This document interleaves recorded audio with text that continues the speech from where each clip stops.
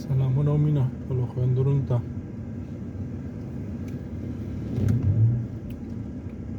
دغه ژوند پکې ستونزې، پکې خوندونه، پکې غمونه، پکې ښادۍ،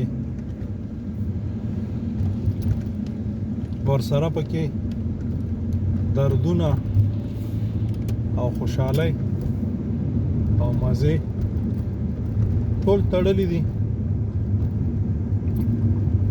او د هر یو جدا جدا خوندونه او دردونه او مزې او خفګانونه دي. او په آخره کې په مرګ باندې هر څه ختمیږي.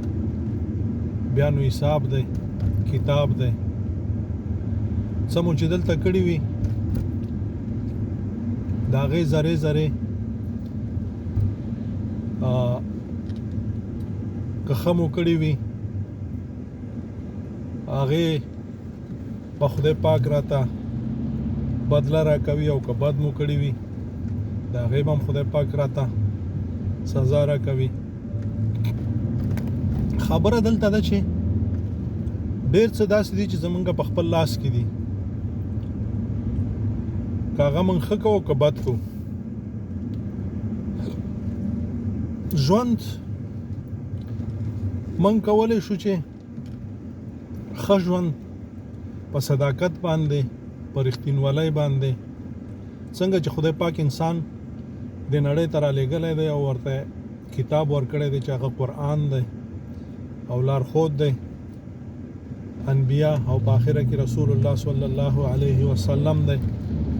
نو که چېرته موږ او تاسې په قرآن باندې روان یو، دلته هم خوندونه دي، دلته هم مزې دي، دلته هم باور وکړئ چې هغه خفګان او هغه دردونه به تا ته خوند درکوي. دا خو په انسان راځي، په دې نړۍ کې خو هر څه دي. او اولاد دی، مال دی، نړۍ ده، په دې کې ښه او بد دي. دغه ټول نه خوندونه اخیستی شو.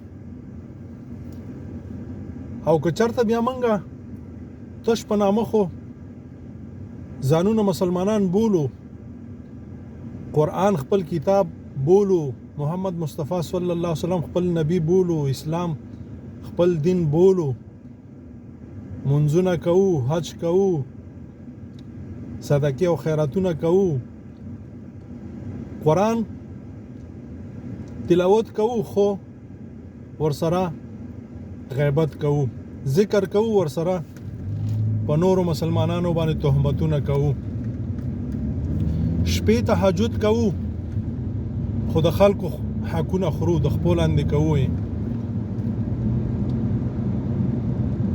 همداسې که ورته فکر وکړي، خپل ځان د ټولو انسانانو نه او د ټولو مسلمانانو نه جګ ګڼو. دا نو په موږ کې داسې یو ستونزه ده چې په زیاتره مسلمانانو کې ده. نو عزیزانو، په هیر مو نشي چې قرآن موږ او تاسې ته د صداقت، د رښتینولۍ، د مینې، د یووالي درس را کړی دی. ښه، دا هیڅ وخت په هیر نه کوي. موږ او تاسې ګوره، بسم الله الرحمن الرحیم، الحمد لله رب العالمین، تر ولدوالین پورې موږ او تاسې څه ویو چې خدای پاکه موږ په هغو خلکو کې حساب نه کړي چې کوم ته په غضب شوی. خدای پاک په چا په غضب شوی دی؟ څوک چې منافقین دي، څوک چې درواغجن دي، څوک چې فسادونه کوي، څوک چې حرام خوري، څوک چې قتلونه کوي، څوک چې په ژبه یوه او په عمل بله کوي. نو د دې خو دا معنا نه ده چې موږ او تاسې د فرعون په ډله کې خدای مه راولي او د نمرود او د حامان په ډله کې مه راولي. عزیزانو، هر څوک چې درواغ وایي، هر څوک چې منافقت کوي، هر څوک چې په ژبه کې په خوله کې څو ژبې لري، هر څوک چې مونځ کوي، غلا کوي، هر څوک چې د نورو حقونه خوري، هر څوک چې بل ته سپکاوی کوي، هغه هم دغه خلک دي چې خدای ور باندې په غضب شوی دی. مونږ خو مونځ کوو، لیکن په هغه لار روان یو په کومه لار چې خدای پاک په عذاب کیږي په قهر کیږي او انسانانو ته او مسلمانانو ته عذاب ورکوي. نو عزیزانو تر څو پورې چې موږ او تاسې په رښتینې نشو، په صداقت نشو، صادق نشو، هغه څه چې موږ او تاسو ته قرآن ویلي دي په هغې باندې روان نشو، موږ به در په در خاورې په سر دلته یو او د مرګ نه وروسته به داسې شرمندګۍ سره مخ شو چې بیا به ترې خلاصېدی نه وي. نو راځئ چې په رښتیا وشو، راځئ چې دین زده کړو، راځئ چې په دین اسلام باندې وچلېږو، راځئ چې خپل حق او د نورو حق وپېژنو تر څو موږ او تاسې په نړۍ کې ښه ژوند ولرو او د مرګ نه وروسته هغه ژمنې چې خدای پاک د موږ او تاسې سره کړي هغه لاسته راوړو او لږ تر لږه د خدای په مخ کې شرمنده او رسوا او مړې سترګې مې نه نیولې چې او غله او منافقه او درواغجنه او ډاکو او غاصبه ای بډه اغستونکې ای کبرجنه ای هغه انسان چې په خولې مسلمان شپې به قرآن ته ناست وي لیکن سبی به د خلکو سرونه په بډه باندې وهل، د خلکو حیا ته به د سپک کتل، د خلکو مالونه به د خوړل. الله مو ښاد و آباد لره، ژوندي اوسئ. راځئ چې په رښتیا وشو او په رښتیا به هلته کېږو چې موږ او تاسې په قرآن باندې زیات ځان پوه کړو. الحمد نه تر ولد والین آمین الف لام میم نه واخله تر والناسه پورې لږ تر لږه څه زده کړو او په هغې باندې عمل وکړو.